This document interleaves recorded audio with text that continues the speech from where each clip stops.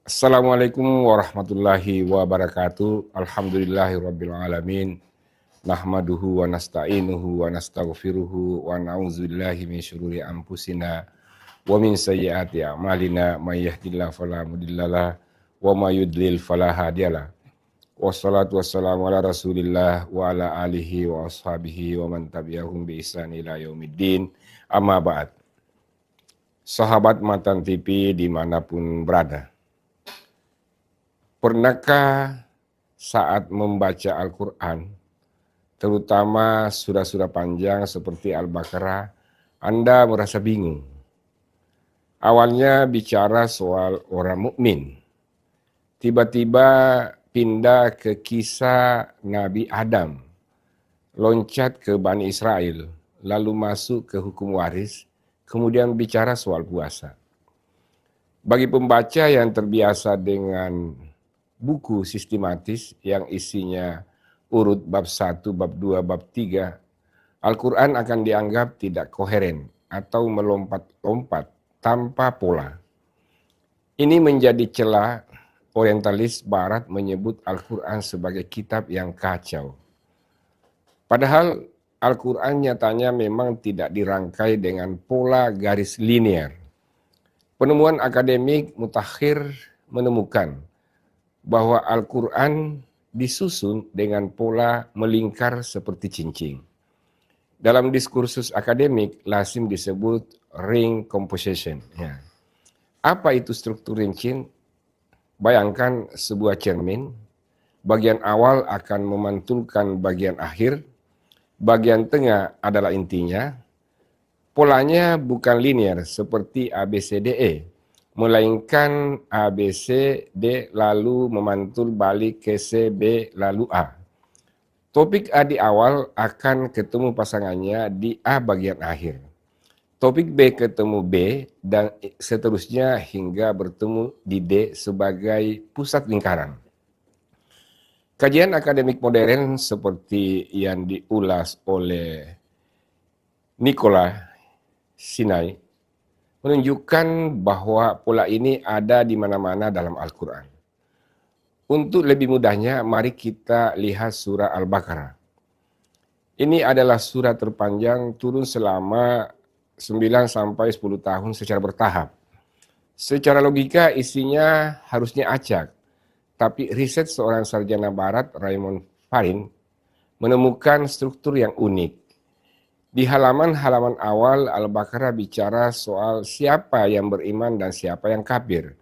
Ternyata kalau kita lompat ke ayat yang paling akhir, isinya adalah cerminannya yaitu doa dan pengakuan iman orang-orang mukmin. Lapisan selanjutnya ada kisah penciptaan Nabi Adam.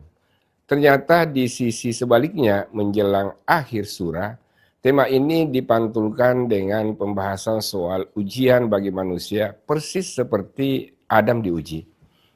Kita masuk lagi ke lapisan ketiga. Di bagian ini Allah bicara panjang lebar soal hukum syariat untuk Bani Israel. Di sisi seberangnya Allah bicara soal hukum syariat untuk umat Islam tentang kiblat, puasa, dan haji.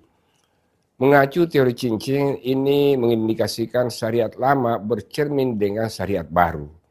Jika lapisan-lapisan luarnya sudah saling berresonansi, apa yang ada di titik tengahnya, ternyata tepat di tengah-tengah lingkaran itu berdiri satu bacaan paling agung yaitu ayat kursi. Ayat yang menegaskan tauhid, kekuasaan mutlak, serta sifat keagungan Allah. Seakan-akan Allah ingin bilang, silakan kalian sibuk dengan hukum, silakan kalian menengok sejarah, silakan kalian berdebat soal syariat, tapi jangan pernah lupa inti dari semua itu hanyalah satu, yaitu mengesahkan Allah. Struktur ini juga ditemukan di surah pendek seperti Al-Qari'ah. Surah ini dibuka dengan dentuman nama kiamat dan ditutup dengan kengerian api neraka. Kedua ujung ini dilapisi oleh pertanyaan retoris yang sama. Tahukah kamu apakah itu? Seolah menegaskan peringatan, Allah menaruh esensi surat tepat di tengah, yaitu nasib manusia. Struktur ini seolah berpesan bahwa di tengah guncangan kiamat dan ancaman neraka, satu-satunya yang menjadi poros penentu hanyalah berat ringannya timbangan kebaikan kita. Sahabat Muatan TV, ini adalah bukti otentisitas. Nabi Muhammad menerima wahyu sepotong-sepotong, kadang menjawab pertanyaan dadakan, kadang di tengah perang. Siapa sangka ketika terangkai dalam mushaf utuh terdapat banyak twist pesan-pesan esensial Al-Quran. Maka di bulan Ramadan ini saat kita tadarus, kita perlu menyadari bahwa kita sedang berinteraksi langsung dengan firman Allah yang dirancang sangat spesial. Allah tidak hanya menurunkan hukum, tetapi Allah juga membungkusnya dengan pendekatan sastrawi yang penuh keindahan.